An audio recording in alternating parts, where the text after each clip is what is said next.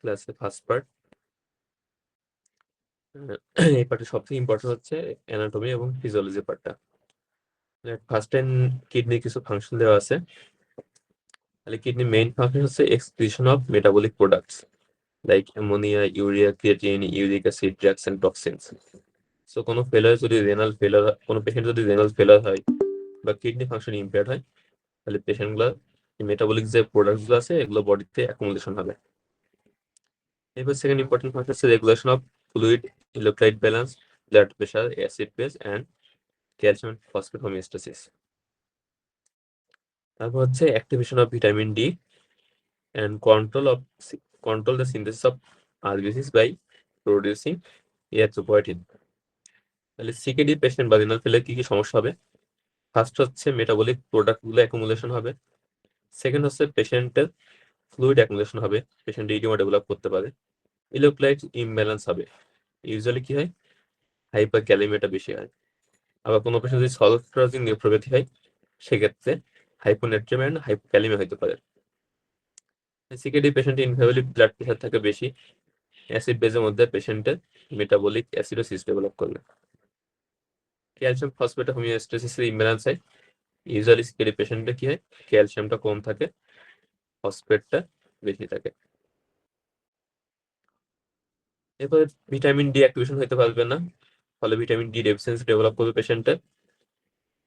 এরপর হচ্ছে ইরাইথ্রোপয়েটিন সিক্রেশন কমে যাবে, আরবিসি প্রোডাকশন কমে যাবে, পেশেন্টের অ্যানিমিয়া ডেভেলপ করবে। তাহলে কিডনির ফাংশন গুলা আমাদের মুখস্থ করতে হবে, আর কিডনির ফাংশন ইমপ্যাক্ট হলে কি কি প্রবলেম হতে পারে সেটা ইম্পর্টেন্ট। এরপর কিডনি কিছু অ্যানাটমিক্যাল ডেসক্রিপশন দেওয়া আছে। ফার্স্ট হচ্ছে কিডনি হচ্ছে একটা রেট্রোপেরিটোনিয়াল অর্গান, এটা থাকে হচ্ছে between 12 thoracic and 3rd lumbar ভার্টিব্রার মধ্যে, এই লোকেশনের মধ্যে। এরপর হচ্ছে কিডনি হচ্ছে রেসপিরেশনের সাথে মুভ করে, কার্ডিয়াক আউটপুটে 22 to 25% সাপ্লাই কিডনিতে যায়, আর কিডনি আর্টারিয়াল সাপ্লাই আসে হচ্ছে রেনাল আর্টারির মাধ্যমে, যেটা হচ্ছে অ্যাবডোমিনাল অ্যাওর্টা থেকে আসে। পরীক্ষার এমসিকিউর জন্য কয়েকটা ইনফরমেশন জেনে রাখা লাগবে। এবার হচ্ছে কিডনির ফাংশনাল ইউনিট। তাহলে কিডনির ফাংশনাল ইউনিট হচ্ছে নেফ্রন। নেফ্রনের মধ্যে কয়েকটা কম্পোনেন্ট থাকে, মধ্যে একটা হচ্ছে গ্লোমেরুলাস। গ্লোমেরুলাস হচ্ছে একটা হচ্ছে ক্যাপিলারি লুপ, এটা সাপ্লাই পায় হচ্ছে অ্যাফারেন্ট আর্টেরিয়াল দিয়ে, আর ড্রেন হয় ইফারেন্ট আর্টেরিয়াল দিয়ে। গ্লোমেরুলাসের মেইন ফাংশন হচ্ছে ব্লাডের আর্টারিটা ফিল্ট্রেশন করা। এছাড়া নেফ্রনে থাকে হচ্ছে proximal venal tubule, loop of Henle, distal tubule and collecting duct. তাহলে একটা হচ্ছে টিউবুলার সিস্টেম, আর একটা হচ্ছে গ্লোমেরুলাস। টিউবুলার সিস্টেম মেইন কাজ হচ্ছে reabsorption of water and electrolytes. তাহলে কোনো পেশেন্টের যদি টিউবুলার ড্যামেজ হয়, তাহলে এই পেশেন্টগুলো ওয়াটার রিঅ্যাবজর্পশন করতে পারবে না, ইলেকট্রোলাইটস গুলো রিঅ্যাবজর্পশন করতে পারবে না। এবার হচ্ছে গ্লোমেরুলার এপিথেলিয়াল সেল বা পোডোসাইট। এটা হচ্ছে একটা স্পেশালাইজড সেল, এদের কাজ হচ্ছে সিলেক্টিভ ব্যারিয়ার টু ফিল্ট্রেশন। তাহলে কোনো পেশেন্টের যদি পোডোসাইট ড্যামেজ হয়, সেই পেশেন্টগুলো কি হবে, ফিল্ট্রেশন ব্যারিয়ারটা থাকবে না। তাহলে কিডনির যে গ্লোমেরুলাস আছে, এটা কিছু জিনিস ফিল্ট্রেশন করে আর কিছু জিনিসকে ফিল্ট্রেশন করতে বাধা দেয়। যদি পোডোসাইট গুলো ড্যামেজ হয়, তাহলে এই ব্যারিয়ার সিস্টেমটা কাজ করবে না। এটা আমাদের মেইনলি ইম্পর্টেন্ট হচ্ছে গ্লোমেরুলার ডিজিজ গুলোর ক্ষেত্রে। তাহলে ডিজিজের ক্ষেত্রে একটা ইম্পর্টেন্ট প্যাথোজেন হচ্ছে পোডোসাইট সেলগুলো ড্যামেজ হয়। এরপর সে মেসেঞ্জিয়াল সেল। মেসেঞ্জিয়াল সেলগুলো হচ্ছে কন্ট্রাক্টাইল প্রপার্টিস আছে, এবং এটা মেইন রোল হচ্ছে গ্লোমেরুলার ফিল্ট্রেশন রেট মেইনটেইন করে। মেসেঞ্জিয়াল সেলের আর একটা ইম্পর্টেন্ট ফাংশন আছে ফ্যাগোসাইটোসিস। তাহলে আমাদের বিভিন্ন অর্গানে বা অর্গান সিস্টেম গুলাতে আমাদের ম্যাক্রোফেজ লাইক সেল থাকে, যেগুলো ফ্যাগোসাইটিস করতে পারে। এগুলো এক্সাম্পল পরীক্ষা অনেক সময় আসে। তাহলে কিডনিতে থাকে হচ্ছে ইন্ট্রাগ্লোমেরুলার মেসেঞ্জিয়াল সেল। এরপর আমরা যদি লিভার চিন্তা করি, সেখান থেকে কাপ্পার সেল। তারপর লাংস হচ্ছে অ্যালভিউলার ম্যাক্রোফেজ। সেন্ট্রাল নার্ভাস সিস্টেমে থাকে হচ্ছে মাইক্রোগ্লিয়া। এরপর বোনে থাকে হচ্ছে অস্টোক্লাস্ট, এন্ড স্কিনে থাকে হচ্ছে ল্যাঙ্গারহ্যান্স সেল। তাহলে কোন কোন অর্গানে ফ্যাগোসাইটিক সেল থাকে এবং এগুলো কি কি নাম আছে, এগুলো পরীক্ষার সময় কোশ্চেন আসে। এবার সে গ্লোমেরুলাসের কিছু ক্যারেক্টারিস্টিক্স এখানে বলছে। তাহলে গ্লোমেরুলাস হচ্ছে impermeable to protein, size of albumin or larger. তাহলে লার্জার যে প্রোটিনগুলো আছে, স্পেশালি অ্যালবুমিন, এগুলো হচ্ছে গ্লোমেরুলাসকে পাস করতে পারে না। কোন কোন সাবস্টেন্স গ্লোমেরুলাস থেকে পাস করবে, এটা ডিপেন্ড করছে, একটা হচ্ছে সাইজের উপরে আর একটা হচ্ছে চার্জের উপরে। তাহলে পজিটিভলি চার্জ যেগুলো মলিকুল, সেগুলো হচ্ছে যে ফ্রিলি বা ইজিলি ফিল্টার হতে পারে। নেগেটিভলি চার্জ যে পার্টিকেলগুলো আছে, সেগুলো সহজে ফিল্টার হতে পারে না। আর সাইজ যত কম হবে, সেগুলো তত ইজিলি ফিল্টার হবে। অ্যালুমিনি যেহেতু সাইজ বড়, সো অ্যালুমিন গুলো ইউজুয়ালি গ্লোমেরুলাসকে পাস করে না।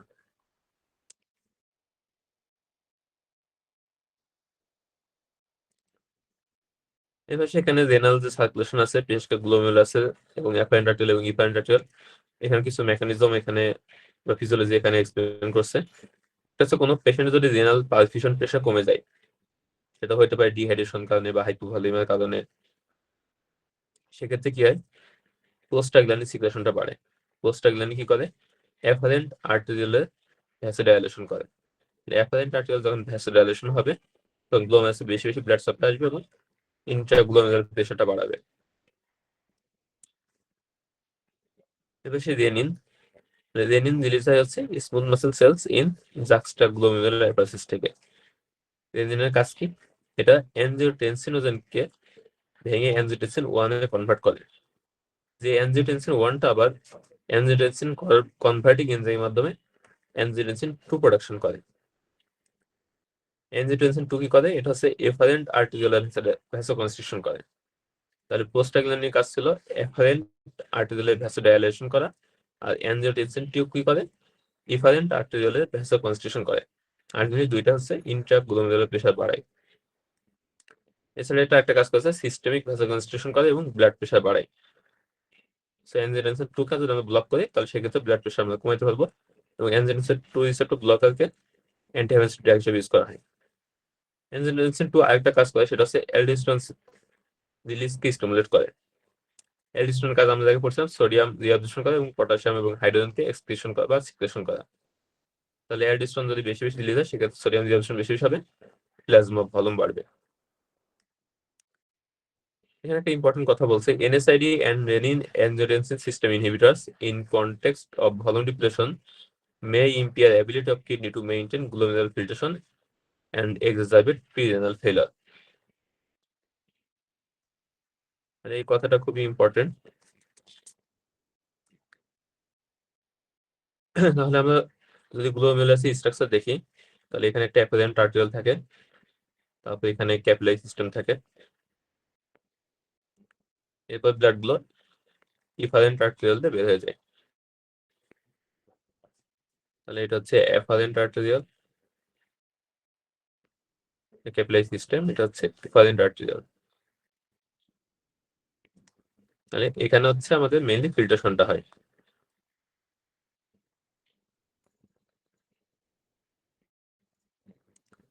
মানে অ্যাফারেন্ট আর্টেরিয়ালার ভ্যাসোডাইলেশন এটা করে কে, প্রোস্টাগ্ল্যান্ডিন।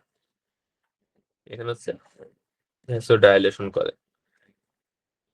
তাহলে অ্যাফারেন্ট আর্টেরিয়ালে ভ্যাসোডাইলেশন করলে কি হবে, বেশি বেশি ব্লাড আসবে। আর অ্যানজিওটেনসিন 2 কি করে, এটা হচ্ছে ইফারেন্ট আর্টেরিয়ালে ভ্যাসোকনস্ট্রিকশন করে। তাহলে অ্যাফারেন্ট আর্টেরিয়ালে ভ্যাসোডাইলেশন হবে আর ইফারেন্ট আর্টেরিয়ালে ভ্যাসোকনস্ট্রিকশন হবে। যদি এই কন্ডিশন হয়, তাহলে সেক্ষেত্রে কি হবে, এই যে গ্লোমেরুলাস আছে, এখানে তখন বেশি বেশি ফিল্ট্রেশন হবে, মানে গ্লোমেরুলার ফিল্ট্রেশন রেটটা বেশি হবে। এখন সমস্যা কোথায়, কোন একটা পেশেন্টের যদি হাইপোভলিউমিক কন্ডিশন থাকে, হতে পারে সিভিয়ার ডায়রিয়া বা ভমিটিং বা মেজো কোনো হেমোরেজ, তাহলে সেক্ষেত্রে কি হবে, অ্যাপারেন্ট যে সার্কুলেশন আসছিল, এখানে ব্লাড সাপ্লাইটা কমে যাবে, ফলে পেশেন্টের গ্লোমেরুলার ফিল্ট্রেশন প্রেশার কমে যাবে, গ্লোমেরুলার ফিল্ট্রেশন রেটটা কমে যাবে। এখন এই ধরনের একটা পেশেন্টে যদি আমরা প্রোস্টাগ্ল্যান্ডিন সিনথেসিস ইনহিবিটর দিই, প্রোস্টাগ্ল্যান্ডিন সিনথেসিস ইনহিবিটর কোনগুলা, NSAID। তাহলে NSAID গুলো কাজ করে প্রোস্টাগ্ল্যান্ডিন সিনথেসিসকে ইনহিবিট করার মাধ্যমে। তাহলে এই পেশেন্টগুলোর ক্ষেত্রে NSAID দিলে সমস্যা কি হবে, প্রোস্টাগ্ল্যান্ডিন সিনথেসিস ইনহিবিটর হয়ে যাবে, প্রোস্টাগ্ল্যান্ডিন সিনথেসিস ইনহিবিট হবে, ভ্যাসোডাইলেশনটা ইনহিবিট হবে। সেক্ষেত্রে অ্যাপারেন্ট আর্টেরিয়াল সার্কুলেশন আরো বেশি কমে যাবে। তাহলে এমনিতে পেশেন্টটা হাইপোভলিউমের কারণে সাপ্লাই কম, এনএসআইডি বা প্রোস্টামিন ইনহিবিটর দেওয়ার কারণে ভ্যাসো কনস্ট্রিকশন হয়ে যাচ্ছে অ্যাপারেন্ট চলে, এবং এখানে অ্যাপারেন্ট যে সার্কুলেশন এটা আরো কমে যাচ্ছে। তাহলে সেক্ষেত্রে কি হবে, ফিল্ট্রেশন প্রেশার বা জিএফআর আরো বেশি রিডিউসড হবে। অপরদিকে আমরা যদি এসি ইনহিবিটর ইউজ করি, তাহলে এসি ইনহিবিটর ইউজ করলে সেক্ষেত্রে অ্যানজিওটেনসিন কনভার্টিং যে এনজাইম, সেই এনজাইমটা ইনহিবিটেড হবে, অ্যানজিওটেনসিন 2 ফর্মেশন কমে যাবে। অ্যানজিওটেনসিন 2 যদি কমে যায় তাহলে সেক্ষেত্রে কি হবে, ইফারেন্ট আর্টিকুলার যে ভ্যাসো কনস্ট্রিকশন ছিল সেটাও হবে না। তাহলে এখানে ভ্যাসো কনস্ট্রিকশন ইনহিবিট হবে, এর ফলে কি হবে, এই গ্লুমেরুলার ফিল্ট্রেশন রেটটা তখন আবার কমে যাবে। তাহলে এনএসআইডি বা এসি ইনহিবিটর এই দুইটা ইফেক্টে কি হইতেছে, এনএসআইডি কি করতেছে, অ্যাফারেন্ট আর্টিকুলার যে ভ্যাসোডাইলেশন, অ্যাফারেন্ট আর্টিকুলার ভ্যাসোডাইলেশন এটাকে ইনহিবিট করে দিতেছে। আর এসি ইনহিবিটর কি করতেছে, ইফারেন্ট আর্টিকুলার ভ্যাসোকনস্ট্রিকশনকে ইনহিবিট করতেছে। তাহলে এই দুইটারই আলটিমেট ইফেক্ট হচ্ছে গ্লুমেরুলার ফিল্ট্রেশন রেটটা কমে যাবে। তাহলে পেশেন্ট যদি আগে থেকে হাইপোভলিউমিক থাকে তার এমনিতে ফিল্ট্রেশন কম, এই ড্রাগগুলো ইউজ করলে ফিল্ট্রেশন আরো কমে যাবে, পেশেন্টের একেআই ডেভেলপ করবে বা একেআই থাকলে আরো বেশি অ্যাগ্রাভেট করবে। এই কারণে কোনো পেশেন্ট যদি হাইপোভলিউমিক কন্ডিশন থাকে বা সিভিয়ার ডায়রিয়া বা ভমিটিং থাকে, সেক্ষেত্রে আমরা ইউজুয়ালি এনএসআইডি বা এস ইনহিবিটরটা বন্ধ রাখি। NSAID and angiotensin system inhibitor in context of volume depletion may impair the ability of kidney to maintain glomerular filtration and exacerbate pre-renal failure. তাহলে pre-renal এর মধ্যে একটা ইম্পর্টেন্ট কজ হচ্ছে ACE inhibitor and NSAID drugs গুলা। Renal tubule, loop of Henle and collective tubule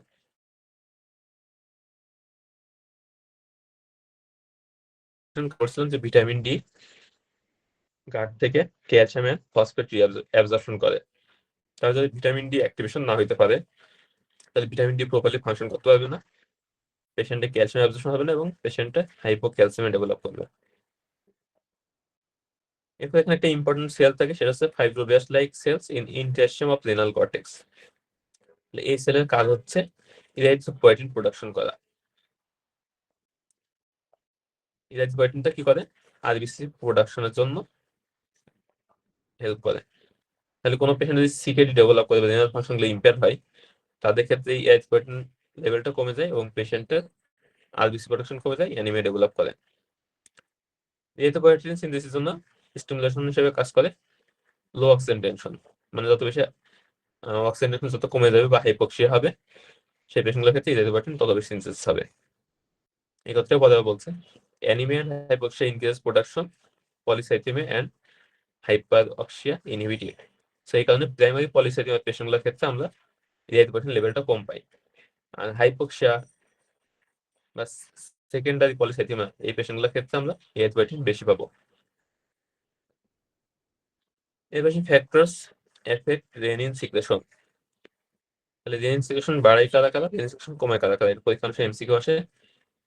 renin secretion বাড়বে mainly যদি apparent circulation কমে যায়। তাহলে reduced perfusion pressure, circulating catecholamine বা সিম্প্যাথেটিক অ্যাক্টিভিটি যদি বেড়ে যায়, ভ্যাসো কনস্ট্রিকশন হয়, সেক্ষেত্রে রেনাল পারফিউশন কমে যাবে, রেনিন সিক্রেশনটা বেড়ে যাবে।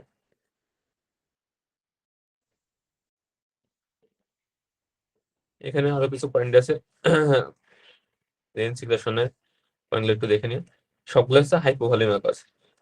তাহলে ডায়াবেটিক্স, হেমোরেজ, হাইপোটেনশন, ডিহাইড্রেশন এই সবগুলোতে কি হবে, অ্যাপারেন্ট সার্কুলেশন কমে যায়। আবার সিরোসেপশনগুলোর ক্ষেত্রে কি থাকে, ইফেক্টিভ যে সার্কুলেটিং ভলিউম এটা কম থাকে, কারণ এখানে থার্ড স্পেস বা ইন্টারস্টিয়াল স্পেস জমা থাকে এবং সার্কুলেশনে ইউজুয়ালি দেখা যায় ফ্লুইড ভলিউমটা কম থাকে এবং কিডনিতেও সার্কুলেশন কম পায়। তাহলে যে কোনো কন্ডিশন যদি কিডনির পারফিউশন কমে যায় সেক্ষেত্রে রেনিন রিলিজটা বাড়বে। আপরাইট পোস্টার বা constriction of renal artery or aorta, এই কন্ডিশনগুলোতে কি হবে, রেনাল সার্কুলেশন কমে যায়। কনস্ট্রিকশন অফ রেনাল আর্টারি এটা আমরা কোথায় পাই, বলি রেনাল আর্টারি স্টেনোসিস। তাহলে রেনাল আর্টারি স্টেনোসিসের ক্ষেত্রে রেনিন রিলিজ বাড়বে। আমরা এন্ডোক্রাইনিতে পড়ছিলাম যে কোনো পেশেন্ট যদি রেনিন সিক্রেশন বাড়ে তাহলে সেটা আলটিমেটলি কি করবে, অ্যাডিশন সিকুয়েশনকে বাড়াবে।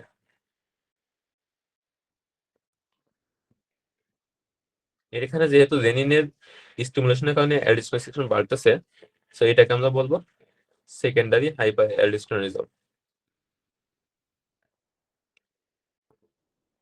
অ্যালডোস্টেরনিজম। তাহলে যেসব কন্ডিশনে রেনিন বাড়বে, সেসব কন্ডিশনে অ্যাডিশন বাড়বে, এটাকে বলা হবে সেকেন্ডারি হাইপার অ্যালডোস্টেরনিজম। তাহলে সেকেন্ডারি হাইপার অ্যালডোস্টেরনিজম কজনের সময় পরীক্ষায় আসে? তাহলে এখানে আমরা দেখলাম কার্ডিয়াক ফেলার, সিরোসিস, ডায়াবেটিস বা যে কোনো হাইপো ভলিউমিক কন্ডিশন, এগুলাতে সেকেন্ডারি হাইপার অ্যালডোস্টেরনিজম হতে পারে। এর মধ্যে আমাদের পরীক্ষার জন্য বেশি ইম্পর্টেন্ট হচ্ছে heart failure, CLD, renal artery stenosis, আর একটা হচ্ছে ডায়াবেটিস। তাহলে এই কন্ডিশনগুলোতে পেশেন্টের সেকেন্ডারি হাইপার অ্যালডোস্টেরনিজম হতে পারে। ইউজেটার এন্ড ব্লাডার। তাহলে এখানে ইউজেটার এন্ড ব্লাডার নার্ভ সাপ্লাই সম্পর্কে কিছু কথা বলা আছে। তাহলে ইউজেটার সিম্প্যাথেটিক সাপ্লাই আছে T10 টু L2 থেকে, আর প্যারাসিম্প্যাথেটিক সাপ্লাই পাই S23 ফোর নার্ভ থেকে। সিম্প্যাথেটিকের কাজ হচ্ছে relaxation of dead muscle and contraction of bladder নেক।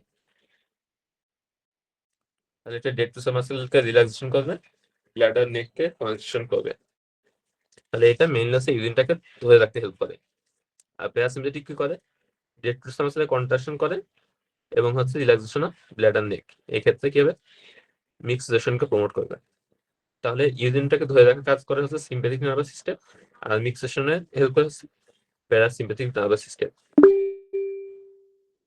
এবার আসি প্রোস্টাগ্ল্যান্ডিন, প্রোস্টেট গ্ল্যান্ড। তাহলে প্রোস্টেট গ্ল্যান্ডে এখানে সেমিনাল ফ্লুইড ফাংশনে কি কিভাবে এগুলো দেওয়া আছে, এটা একটু দেখে নিন, এমসিকিউ আসতে পারে পরীক্ষায়। এর পাশে ইনভেস্টিগেশন।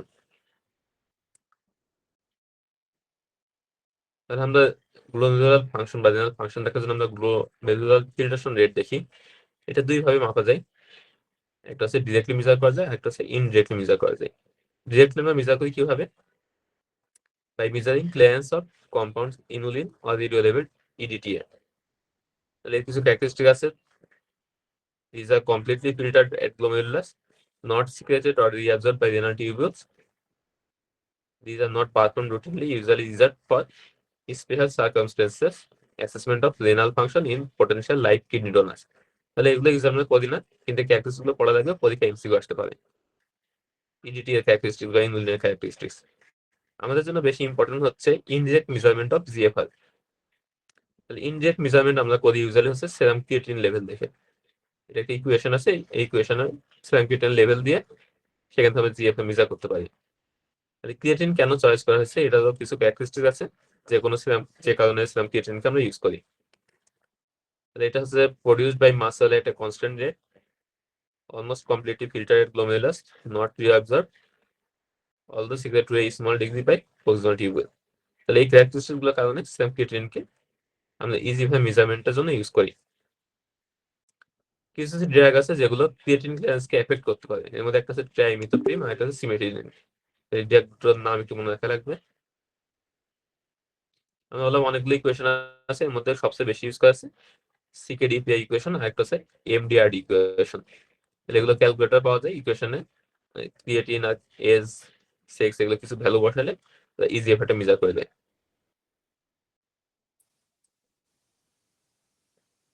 সেরকম ক্রিয়েটিন বাদে আমরা সিস্টিন সি লেভেল দিয়েও ইজি এফে মেজার করতে পারি, এটা হচ্ছে মোর অ্যাকুরেট, বাট এগুলো হচ্ছে লেস অ্যাভেলেবল একটু। এবার সেই ইজিএফ এর কিছু লিমিটেশন। তাহলে ইজিএফ এটা আমরা মেইনলি মেজার করি সেরাম ক্রিয়েটিনের উপর বেস করে। সেরাম ক্রিয়েটিনের সোর্স কি? এটা আসে মাসেল থেকে। তাহলে কোনো পেশেন্টের যদি মাসেল মাস কম থাকে, যেমন ক্যাকেটিক পেশেন্ট বা কোনো লিম্ব অ্যাম্পুটেশন করা হয়েছে, তাহলে এই পেশেন্টগুলোর মাসেল মাস কম থাকতে এদের সেরাম ক্রিয়েটিন লেভেলটা কম। তাহলে যদি সেরাম ক্রিয়েটিন কম থাকে, তাহলে এটা দেখে মনে হবে যে পেশেন্টের রেনাল ফাংশন ঠিক আছে, এবং এটা দিয়ে যখন আমরা ইজিএফআর মেজার করবো, সেক্ষেত্রে আমাদের ইজিএফআর দেখাবে বেশি। তাহলে মাসেল মাস যদি কম থাকে, তাহলে মাসেল থেকে যদি ক্রিয়েটিন আসে, সেক্ষেত্রে ক্রিয়েটিন লেভেল কম থাকবে। ইজিএফআর করলে কম্পারেটিভলি বেশি দেখাবে। মানে এই পেশেন্টগুলোর ক্ষেত্রে রেনাল ফাংশনটা ওভার এস্টিমেট করে। মানে ইজিএফআরটা একটু বেশি দেখে তুলনামূলক। অপরদিকে কোনো পেশেন্ট যদি মাসেল মাস বেশি থাকে বা পেশেন্ট যদি সাপ্লিমেন্ট নেয়, যারা বডি বিল্ডার আছে তারা কি করে ক্রিয়েটিন সাপ্লিমেন্ট নেয়, তাহলে এই পেশেন্টগুলোর ক্ষেত্রে ক্রিয়েটিন লেভেলটা বেশি দেখাবে। ইজিএফআর যদি আমরা মেজার করি ইকুয়েশন দিয়ে, সেক্ষেত্রে ইজিএফআর দেখাবে কম। ক্রিয়েটিন বেশি থাকলে সেখানে মনে হবে দেখে যে রেনাল ফাংশনটা বেশি ইম্পেয়ার্ড আছে।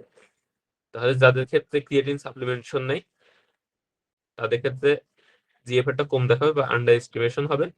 আর যাদের ক্ষেত্রে মাসেল মাস কম আছে, যেমন ক্যাকেকটিক পেশেন্ট বা অ্যাম্পুটেশনের পেশেন্ট, তাদের ক্ষেত্রে ওভার এস্টিমেশন হবে। আর ট্রাইমিথ্রাপিন কি করে, ক্রিয়েটিন সিক্রেশনটাকে ইনহিবিট করে, সেই ক্ষেত্রে ক্রিয়েটিন বেশি দেখাবে এবং এই পেশেন্টের ক্ষেত্রে জিএফআর আন্ডার এস্টিমেশন হতে পারে। তার অনেক পরীক্ষা কোশ্চেন আসে যে which drugs inhibit creatine secretion, সেক্ষেত্রে অ্যান্সার হবে ট্রাইমিথ্রাপিন। ইজিএফআর একটা সমস্যা আছে, acute kidney injury under 8 years এবং ডিউরিং প্রেগন্যান্সি, এটা ক্ষেত্রে ইজিএফআর ভ্যালিড না। এর পাশে ইউরিন ইনভেস্টিগেশন, তাহলে নেফ্রোলজিতে আমাদের ইম্পর্টেন্ট হচ্ছে ইউরিন এক্সামিনেশন। ইউরিন যদি আমরা লিউকোসাইট এবং নাইট্রেট পাই, এটা ইন্ডিকেট করে ইউরিনারি ট্র্যাক্ট ইনফেকশন। বেশি ইম্পর্টেন্ট আমাদের জন্য হচ্ছে ডিসমরফিক রেথোসাইটস বা আরবিসি কাস্ট। কোনো পেশেন্টের ইউরিন এক্সামিনেশন করে যদি আমরা মোর দেন 25% ডিসমরফিক আরবিসি পাই বা রেড সেল কাস্ট পাই, এটা ইন্ডিকেট করে পেশেন্টের কোনো একটা গ্লোমেরুলার ডিজিজ আছে। এছাড়া আমরা পেশেন্টের হোয়াইট সেল কাস্ট পাইতে পারি, এইচ সাইড পাইতে পারি, কিছু নর্মাল ফাইন্ডিংস পাইতে পারি, এগুলো একটু দেখে নিন। পেশেন্টের টিউবুলার ফাংশন দেখার জন্য কিছু ডিনামিক টেস্ট করা হয়, পরীক্ষার সময় এমসিকিউ আসে যে এক্সাম্পল অফ ডিনামিক টেস্ট মুখস্থ করতে হবে। আমাদের একটা ইম্পর্টেন্ট হচ্ছে ফ্র্যাকশনাল এক্সপ্রেশন অফ সোডিয়াম। তাহলে ইউরিনে কতটুকু সোডিয়াম এক্সপ্রেশন হচ্ছে এটা আমরা মেজার করে প্রিরেনাল একেআই এবং অ্যাকিউট টিউবুলার নেক্রোসিস ডিফারেন্সিয়েট করতে পারি। তাহলে কোনো পেশেন্ট যদি প্রিরেনাল ফেলার থাকে তাহলে সেক্ষেত্রে কিডনি কি করে বেশি বেশি সোডিয়াম রিঅ্যাবজর্পশন করার চেষ্টা করে, এর ফলে ইউরিনারি এক্সক্রিশন অফ সোডিয়াম থাকে কম। অপরদিকে কোনো পেশেন্ট যদি টিউবুলার নেক্রোসিস থাকে, তাহলে টিউবুলার আমরা একটা ফাংশন পড়ছিলাম যে ইলেকট্রোলাইটস এবং ওয়াটার রিঅ্যাবজর্পশন করা। তাহলে পেশেন্টের টিউবুলার নেক্রোসিস থাকলে পেশেন্ট সোডিয়ামগুলো রিঅ্যাবজর্পশন করতে পারবে না, ইউরিনে বেশি বেশি সোডিয়াম এক্সক্রিশন হবে। তাহলে ফ্র্যাকশনাল এক্সক্রিশন অফ সোডিয়াম এটা যদি লেস দেন 1% হয়, তাহলে সেই ক্ষেত্রে কজ হচ্ছে প্রিরেনাল একেআই। আর এটা যদি মোর দেন 1% হয়, তাহলে সেক্ষেত্রে হচ্ছে অ্যাকিউট টিউবুলার নেক্রোসিস। তাহলে এটা অনেক সময় পরীক্ষার সিনারিও দেয়। এরপর ব্লাড টেস্ট, তাহলে সিকেডিতে আমরা যদি সিবিসি করি তাহলে ইউজুয়ালি পাওয়া যায় নর্মোক্রোমিক নর্মোসাইটিক অ্যানিমিয়া। সিকেডি অ্যানিমিয়া অনেকগুলো পাওয়া আছে, এর মধ্যে মোস্ট ইম্পর্টেন্ট হচ্ছে ইরিথ্রোপয়েটিন ডেফিসিয়েন্সি। এছাড়া আমরা পেশেন্ট ইউরিয়া লেভেল দেখি, ইউরিয়া লেভেল কোথায় বাড়ে কোথায় কমে কিছু কজ দেওয়া আছে। তাহলে সিকেডি পেশেন্টে যদি আমরা দেখি ইউরিয়া বেশি আছে, তাহলে এটা ইন্ডিকেট করে ভলিউম ডিপ্রেশন এন্ড প্রিরেনাল ফেলিওর। তাহলে ইউরিয়া লেভেলটা ইম্পর্টেন্ট। কোনো পেশেন্টের যদি ইউরিয়া লেভেল বেশি থাকে, তাহলে সিকেডি ব্যাকগ্রাউন্ডে আমরা চিন্তা করবো হচ্ছে ভলিউম ডিপ্রেশন বা প্রিরেনাল একেআই। আর যদি সিএডি পেশেন্টের ক্ষেত্রে ইউরিয়া লেভেল বেশি থাকে, সেক্ষেত্রে আমরা চিন্তা করি GI haemorrhage from variceal bleeding. তাহলে এই দুটো ইনফরমেশন ইম্পর্টেন্ট। তাহলে ইউরিয়া বাড়ে এবং অনেক যেমন high protein take GI haemorrhage catabolic state. তাহলে আমাদের পরীক্ষার জন্য বেশি লাগে হচ্ছে সিকেডি এবং সিএডি ব্যাকগ্রাউন্ডে ইউরিয়ার ইম্পর্টেন্স। তাহলে পরীক্ষার সময় দিয়ে দেয় সিএডি একটা সিনারি দিয়ে দেবে which one of the following is most indicative of GI haemorrhage, answer হবে ইনকেসড ইউরিয়া। আবার সিকেডি ক্ষেত্রে দিতে পারে which one of the following is indicative of prerenal failure বা prerenal AKI or volume depression, সেক্ষেত্রে answer হবে increased urea creatinine ratio. এবার CKD আমরা যদি বায়োকেমিক্যাল ফাইন্ডিংস দেখি তাহলে কি পাবো, তাহলে আমরা একটু আগে ডিসকাস করলাম সিকেডি একটা ইম্পর্টেন্ট ফাংশন আছে ভিটামিন ডি অ্যাক্টিভেশন করা। তাহলে সিকেডি পেশেন্টে ভিটামিন ডি অ্যাক্টিভেশন হতে পারবে না, ভিটামিন ডি লেভেলটা কম পাবো। ভিটামিন ডি যেহেতু কম থাকছে সো ক্যালসিয়াম অ্যাবজর্পশন হবে না, ক্যালসিয়ামটা কম পাবো। কিডনির একটা ইম্পর্টেন্ট ফাংশন হচ্ছে ফসফেট এক্সক্রিশন করা।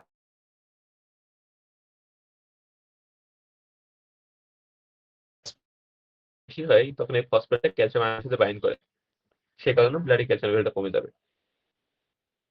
আমরা প্যারাথাইরয়েড গ্ল্যান্ড পড়াশোনা করেছিলাম যে ক্যালসিয়াম আয়ন যদি কমে যায় তাহলে প্যারাথাইরয়েড গ্ল্যান্ডে ক্যালসিয়াম সেন্সিং রিসেপ্টরগুলো অ্যাক্টিভেট হয় এবং প্যারাথাইরয়েড হরমোন সিক্রেশন বাড়ায়। এটাকে বলা হয় সেকেন্ডারি হাইপারপ্যারাথাইরয়েডিজম। এছাড়া প্যারাথাইরয়েড হরমোন যখন বাড়বে অস্টিওব্লাস্টিক অ্যাক্টিভিটি গুলো বাড়বে, অস্টিওব্লাস্টিক অ্যাক্টিভিটি বাড়বে, পেশেন্টের এএলপি রিলিজটা বেশি হবে। তাহলে সিকেডি পেশেন্টে কি কি আমরা বায়োকেমিক্যাল ফাইন্ডিংস পাই, এটা আমাদের পরীক্ষার জন্য ইম্পর্টেন্ট। ইমেজিং আমাদের একটা ইম্পর্টেন্ট হচ্ছে আল্ট্রাসোনোগ্রাম। তাহলে সিকেডিতে আমরা কি ধরনের আল্ট্রাসোনোগ্রাম ফাইন্ডিংস পাই, এটা সব পরীক্ষা আসে। তাহলে characteristics ultrasonogram findings of intestinal disease, এখানে কি হবে, loss of distinction between cortex and medulla. তাহলে কোয়ার্টেক্স এবং মেডুলার মধ্যে যে ডিস্টিংশন থাকে এটা যদি লস হয় এটা ইন্ডিকেট করে জেনারেল ডিজিজ। ইউজুয়ালি সিকেডিতে আমরা এরকম ফাইন্ডিংস পাই। আপার ইউরিনারি ট্র্যাক্ট ইনভেস্টিগেশনের জন্য আমাদের গোল্ড স্ট্যান্ডার্ড হচ্ছে সিটি ইউরোগ্রাম, আর রেনাল অর ইউরেটারিক স্টোন দেখার জন্য আমাদের ইনভেস্টিগেশন চয়েস হচ্ছে নন কন্ট্রাস্ট সিডিকেউবি। এটা অনেক সময় পরীক্ষায় আসে, রেনাল স্টোন বা ইউরেটারিক স্টোন দেখার জন্য ইনভেস্টিগেশন চয়েস কি, তাহলে এই ক্ষেত্রে আমরা করবো নন কন্ট্রাস্ট সিটি কেউবি। এছাড়া আরো কিছু ইনভেস্টিগেশন আছে, এগুলো একটু দেখে নিতে পারেন, পরীক্ষা খুব একটা অত বেশি আসে না। এরপর সিকেডি স্টেজিং, মানে সিকেডি স্টেজিং এর ভ্যালু গুলো যদি মুখস্থ করতে পারেন ভালো, না হলেও সমস্যা নেই, পরীক্ষা এত বেশি দরকার হয় না। এটা মেনলি লাগে হচ্ছে ক্লিনিক্যাল প্র্যাকটিসের জন্য। তাহলে এখানে যেগুলো ইম্পর্টেন্ট হচ্ছে, পেশেন্টের 3B স্টেজে ইউজুয়ালি পেশেন্টে অ্যানিমিয়া অ্যাপিয়ার করে। পেশেন্টের সিমটোমেটিক যদি হয় তাহলে সেক্ষেত্রে ইউজুয়ালি জিএফআর থাকে লেস দ্যান 20, আর ডায়ালাইসিস দরকার ইউজুয়ালি যখন জিএফআর 10 এর কম আসে। স্টেজের ক্ষেত্রে স্টেজ 3 থেকে 4-5 পর্যন্ত এইগুলোর ক্ষেত্রে কোনো ঝামেলা নেই, জিএফআর দেখে স্টেজিং করা যাবে। স্টেজ 1 আর 2 ক্ষেত্রে একটি ইম্পর্টেন্ট হচ্ছে এগুলো পেশেন্টের ক্ষেত্রে জিএফআর এর সাথে কিডনি ড্যামেজের এভিডেন্স থাকতে হবে। স্টেজ 3 এর পর থেকে কিন্তু কিডনি ড্যামেজের এভিডেন্স দরকার নাই, জাস্ট জিএফআর দেখেই সিকেডি স্টেজ করা যাবে। তবে স্টেজ 1 এবং স্টেজ 2 তে আছে কিডনি ড্যামেজ, এর সাথে জিএফআর এর ভ্যালু যোগ করা আছে। কিডনি ড্যামেজ আমরা কিভাবে বুঝবো, এখানে নিচে লেখা আছে pathological abnormalities or markers of damage including abnormalities in urine tests or imaging studies। তাহলে আল্ট্রাসোনোগ্রাম করে অথবা ইউরিনারি আরএমই করে যদি আমরা সেখানে ফাইন্ডিংস পাই, প্রোটিনুরিয়া, হেমাচুরিয়া এই ধরনের ফাইন্ডিংস পাই, বা আল্ট্রাসোনোগ্রামে স্মল কিডনি পাই বা কিডনি মেডুলারি কর্টেক্সের ডিসিশন লস হয়, তাহলে এই ধরনের যদি কিডনি ড্যামেজের সাইন পাওয়া যায় তার সাথে জিএফআর মিলে স্টেজ 1 এবং স্টেজ 2 আমরা করতে পারবো। যদি কিডনি ড্যামেজের সাইন না থাকে সেক্ষেত্রে স্টেজিং করা যাবে না। এবার general complications of radiological investigations, তাহলে এর মধ্যে সবচেয়ে ইম্পর্টেন্ট হচ্ছে কন্ট্রাস্ট নেফ্রোটক্সিসিটি। কন্ট্রাস্ট নেফ্রোটক্সিসিটির জন্য কি কি রিস্ক ফ্যাক্টর আছে এটা অনেক সময় পরীক্ষা আসে।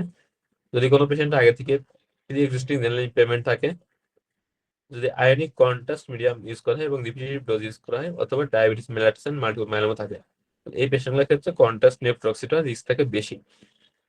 কিভাবে প্রিভেন্ট করতে পারি, ফার্স্ট হচ্ছে অ্যাডিকুয়েট হাইড্রেশন মেনটেন করতে হবে। সেকেন্ড হচ্ছে কোনো এনএসআইডি পেলে সেটাকে বন্ধ করতে হবে,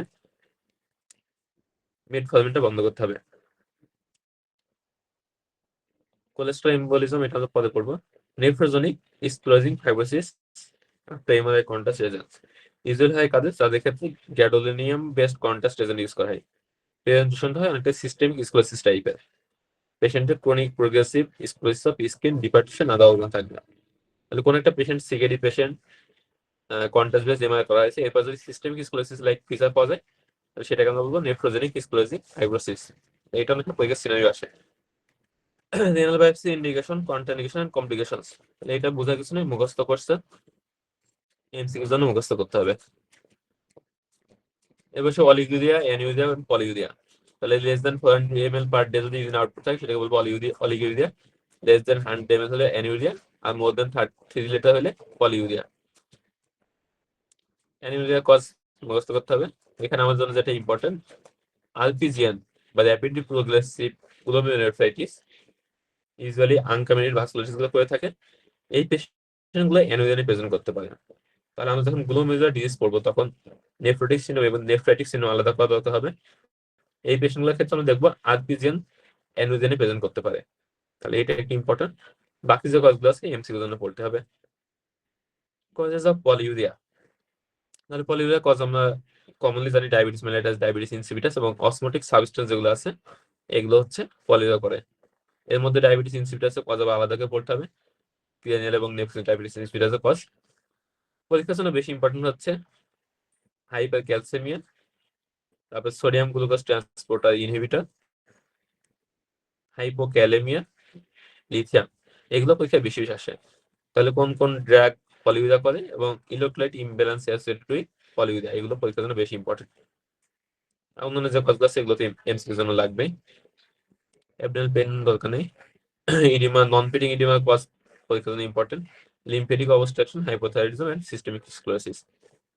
আর এমনি নর্মাল যে পিটিং এডিমা এটা কজ তো আমরা সবাই জানি, এমসিকিউর জন্য পড়ে নেবেন। এখানে ইম্পর্টেন্ট হচ্ছে ক্যালসিয়াম চ্যানেল ব্লকার। তাহলে অনেক সময় পরীক্ষা কোশ্চেন আসতে পারে calcium channel blocker side effect কি, অথবা which antihypertensive drug can cause oedema. Haematuria আমাদের জন্য ইম্পর্টেন্ট। তাহলে হেমাচুরিয়া দুই ধরনের হইতে পারে, একটা হচ্ছে ভিজিবল হেমাচুরিয়া, একটা হচ্ছে নন ভিজিবল হেমাচুরিয়া। মানে ভিজিবল হেমাচুরিয়ার জন্য মোস্ট কমন কজ হচ্ছে ম্যালিগনেন্সি।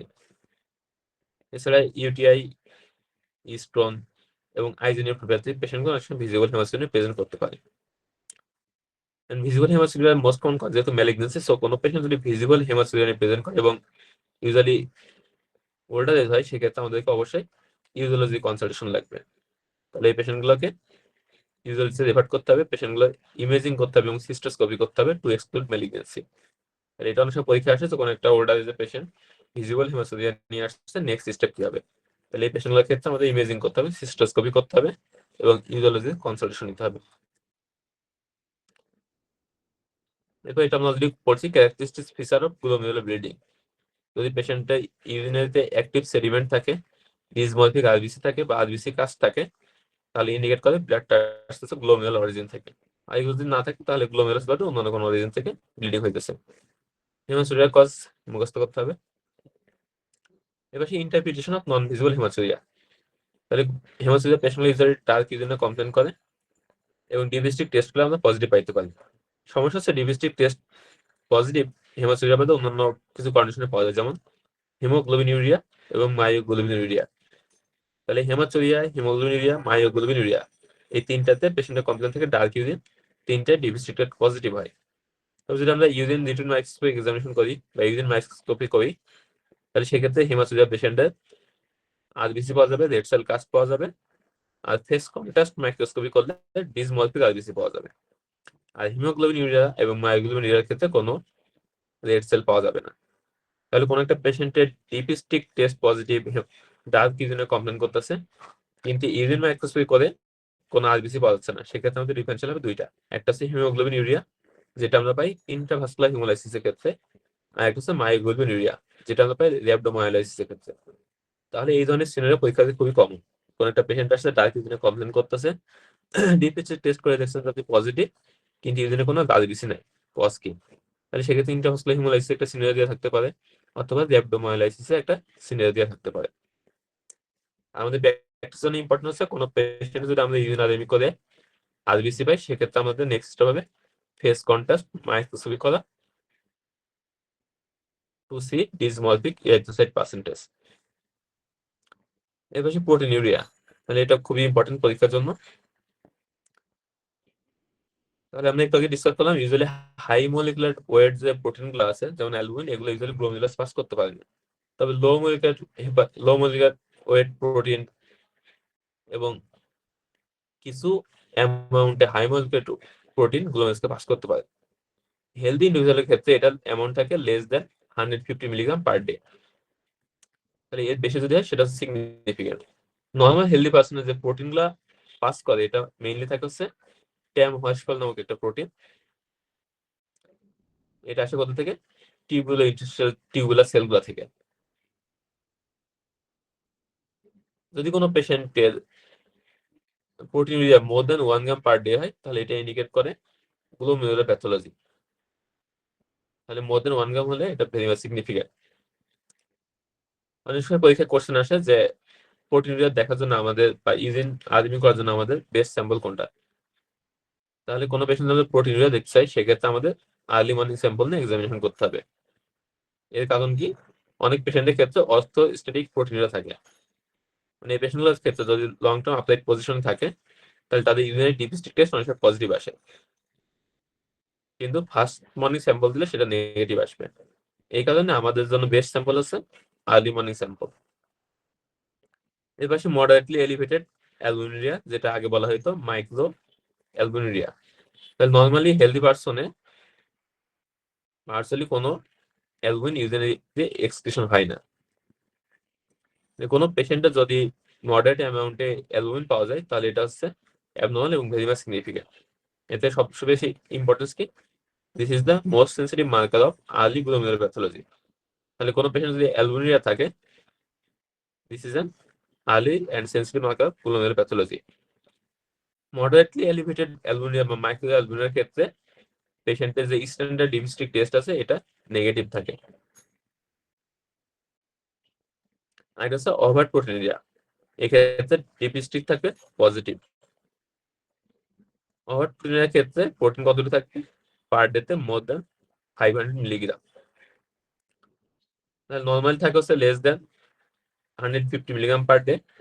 আর ওভার প্রোটিনিউরিয়া বলবো যখন more than 500 milligram per day হবে। আর 150 থেকে 300 থাকলে ইউজুয়ালি সেটাকে বলে মাইক্রো অ্যালবুমিনুরিয়া বা মডারেটলি এলিভেটেড অ্যালবুমিনুরিয়া। এর পাশে গ্লোমেরুলার ডিজিজের সবথেকে ইম্পর্টেন্ট দুটো কম্পোনেন্ট, একটা হচ্ছে নেফ্রাইটিক সিনড্রোম আর একটা হচ্ছে নেফ্রোটিক সিনড্রোম। তাহলে নেফ্রাইটিক সিনড্রোমের ক্যারেক্টারিস্টিক ফিচার হচ্ছে হেমাচুরিয়া। এর সাথে কি কি থাকতে পারে, হাইপারটেনশন থাকতে পারে, অলিগুরিয়া থাকতে পারে, ফ্লুইড রিটেনশন থাকতে পারে, আর ইম্পেয়ার্ড রেনাল ফাংশন থাকতে পারে। আর প্রোটিনিউরিয়া তো দুইটাতে কমন। নেফ্রোটিক ক্ষেত্রে থাকবে হচ্ছে হেভি প্রোটিনিউরিয়া মোর দ্যান 3.5 গ্রাম পার 24 আওয়ার্স। এর সাথে পেশেন্ট হাইপো অ্যালবুমিন থাকতে পারে, ইরিমা থাকতে পারে। তবে নেফ্রোটিক সিনড্রোম পেশেন্টগুলো ইউজুয়ালি হেমাচুরিয়া, হাইপারটেনশন, অলিগুরিয়া এবং রেনাল ফাংশন ইমপ্যাক্টমেন্ট থাকে না। কিছু পেশেন্টের ক্ষেত্রে হাইপারটেনশন বা রেনাল ফাংশন ইমপ্যাক্ট থাকতেও পারে, তবে দুইটা ক্ষেত্রে আলাদা করে সবথেকে ইম্পর্টেন্ট হচ্ছে হেমাচুরিয়া। তাহলে কোনো পেশেন্ট যদি প্রোটিনিউরিয়া থাকে সেক্ষেত্রে আমরা সবার আগে দেখবো পেশেন্টের হেমাচুরিয়া আছে কিনা। যদি হেমাচুরিয়া থাকে তাহলে এটি ইন্ডিকেটর নেফ্রাইটিক সিনড্রোম, হেমাচুরিয়া না থাকলে নেফ্রোটিক সিনড্রোম। এবার পরীক্ষা কোশ্চেন আসছে universal feature of nephrotic syndrome. তাহলে রেনাল সোডিয়াম রিটেনশন এটা হচ্ছে নেফ্রোটিক সিনড্রোমের ইউনিভার্সাল ফিচার। এর পাশে নেফ্রোটিক সিনড্রোম, নেফ্রোটিক সিনড্রোমে কিছু ডিফারেন্স দেওয়া আছে, পরীক্ষার জন্য ইম্পর্টেন্ট। তাহলে আমরা প্রথমে বলছিলাম যে পোডোসাইট নামে একটা সেল থাকে গ্লোমেরুলাসে, এটার কাজ হচ্ছে ব্যারিয়ার হিসেবে কাজ করা। নেফ্রোটিক সিনড্রোমে কি হয়, এই পোডোসাইটগুলো ইনজুরি হয়, ফলে এটা যে ব্যারিয়ার হিসেবে কাজ করতেছিল অ্যালবুমিনের জন্য বা অন্যান্য হাই মলিকুলার যে প্রোটিনের জন্য, এই ব্যারিয়ার হিসেবে কাজ করতে পারে না, পেশেন্টের ওভার প্রোটিনিউরিয়া হবে। এছাড়া কি কি মেকানিজম নেফ্রোটিক সিনড্রোম হতে পারে, একটা হচ্ছে স্কারিং অফ গ্লোমেরুলাস হতে পারে, ম্যাট্রিক্স ডিপোজিশন হতে পারে। আর নেফ্রাইটিক মেকানিজম কি কি, inflammation, cell proliferation, breaks in glomerular basement membrane, আর ইম্পর্টেন্স হচ্ছে ক্রিসেন্ট ফর্মেশন। তাহলে ক্রিসেন্ট ফর্মেশন মেইনলি হয় হচ্ছে র্যাপিডলি প্রোগ্রেসিভ গ্লোমেরুলাইটিস। আমরা গ্লোমেরুলাইটিস পড়াশোনা এগুলো ডিসকাস করা যাবে।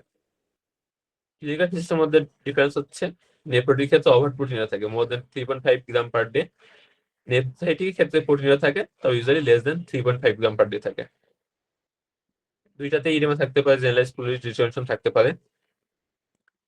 তবে হাইপারটেনশন, অলিগুরিয়া এবং রেনাল ইমপ্যায়ারমেন্ট এটা হচ্ছে বেশি কমন হচ্ছে নেফ্রোটিক ক্ষেত্রে। তাহলে নেফ্রোটিক এবং নেফ্রাইটিকের ফিচারগুলো একটু ভালো করে জানা লাগবে, এটা মানে ভালো করে না বুঝতে পারলে গ্লোমেরুলার ডিজিজ গুলা বেশি কঠিন লাগবে। এরপর এসিআর পিসিআর কিছু ভ্যালু দেওয়া আছে, এটা মুখস্থ করতে হলে ভালো, না করতে পারলে সমস্যা নেই। এরপর সে নেফ্রোটিক সিনড্রোমে কি কি ইনভেস্টিগেশন করবো, এখানে কয়েকটা জিনিস ইম্পর্টেন্ট, সেটা হচ্ছে মিনিমাল সেন্স ডিজিজ। এটা হচ্ছে মোস্ট কমন হয় কাদের ক্ষেত্রে, চিলড্রেনদের ক্ষেত্রে বা বাচ্চাদের ক্ষেত্রে। প্রাইমারি এফএসজিএস মেইনলি হচ্ছে ইয়ং অ্যাডাল্ট পেশেন্টের ক্ষেত্রে, মেমব্রেনাস নেফ্রোপ্যাথি হয় মিডল এজ বা ওল্ডার পেশেন্টের ক্ষেত্রে, অ্যামাইলোডিসিস হবে ওল্ডার পেশেন্টের ক্ষেত্রে, আর ডায়াবেটিক নেফ্রোপ্যাথি তো যে কোনো বয়সে হতে পারে। টাইপ 1 ডায়াবেটিস ক্ষেত্রে একটা জিনিস ইম্পর্টেন্ট আছে, টাইপ 1 ডায়াবেটিস ক্ষেত্রে ডায়াবেটিক নেফ্রোপ্যাথি ডেভেলপ করতে গেলে মিনিমাম 10 থেকে 15 বছরের বেশি ডিউরেশন হতে হবে। এর বেশি consequence of the nephrotic syndrome and their management. তাহলে নেফ্রোটিক সিন্ড্রোমে কি কি কমপ্লিকেশন থাকতে পারে, তাদের মেকানিজম কি, কনসিকুয়েন্স কি, ম্যানেজমেন্ট কি, এটা পরীক্ষার জন্য ইম্পর্টেন্ট। কি কি হইতে পারে? একটা হচ্ছে নেফ্রোটিক সিন্ড্রোমে পেশেন্টগুলো প্রোটিনিউরিয়া হয়, সো অ্যালবুমিনগুলো বের হয়ে যাবে, পেশেন্টের অ্যালবুমিন লেভেল কমে যাবে, হাইপো অ্যালবুমিনিয়া হবে। এরপরে পেশেন্টগুলো কি হয়, ইফেক্টিভ সার্কুলেটরি ভলিউম কমে যায়, renin angiotensin aldosterone system activation হয়, বেশি বেশি অ্যালডোস্টেরন সিক্রেশন হয়, সেকেন্ডারি হাইপার অ্যালডোস্টেরন হবে, সোডিয়াম রিটেনশন বেশি বেশি হবে এবং পেশেন্টের ইডিমা ডেভেলপ করবে। এবার যদি পেশেন্টগুলো প্রোটিন লস হইতেছে, সো লিভার কি করে, নন স্পেসিফিক লিপোপ্রোটিন সিনথেসিস করে অঙ্গটিক প্রসারটা মেনটেন করার জন্য পেশেন্টের হাইপার কোলেস্টেরল ডেভেলপ করবে। এরপরে পেশেন্টের প্রোটিনুরিয়ার সময় পেশেন্টের কিছু অ্যান্টিকোয়াগুল্যান্ট লস হয়, এগুলো যেহেতু প্রোটিনের নেচার, সেগুলো প্রোটিনের মাধ্যমে লস হয়ে যাবে।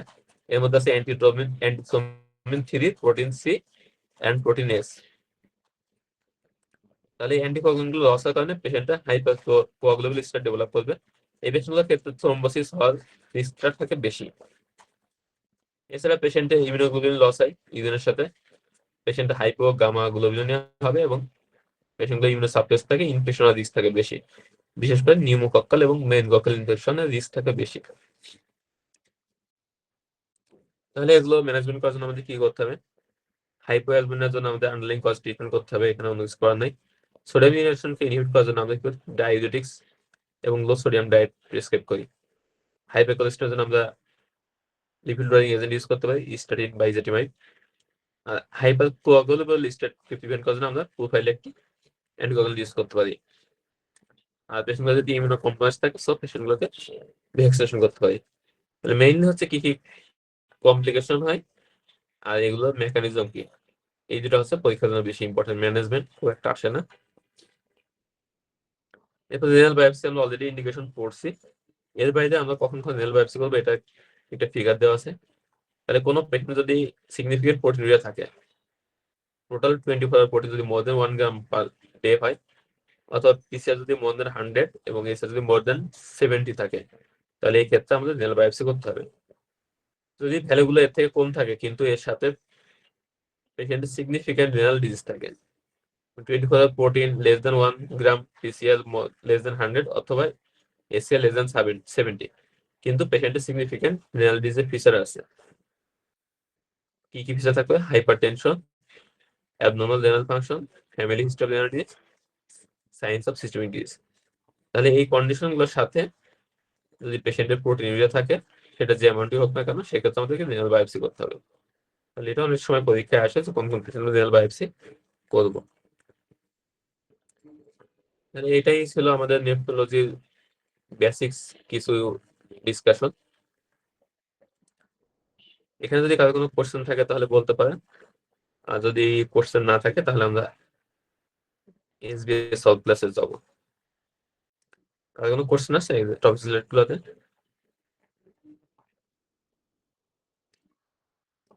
না থাকলে আমরা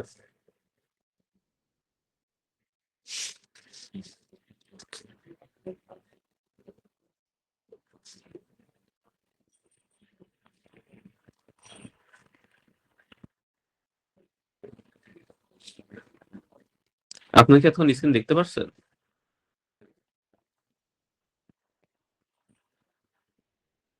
Okay.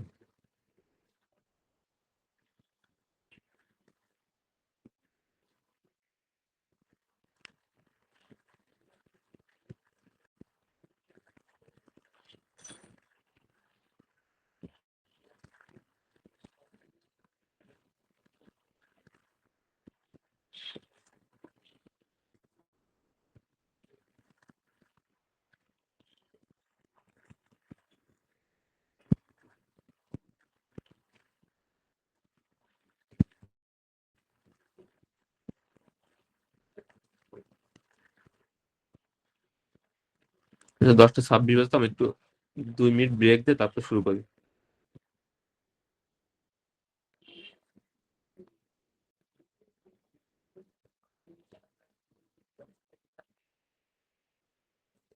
না, 10:28 শুরু করবো ক্লাস।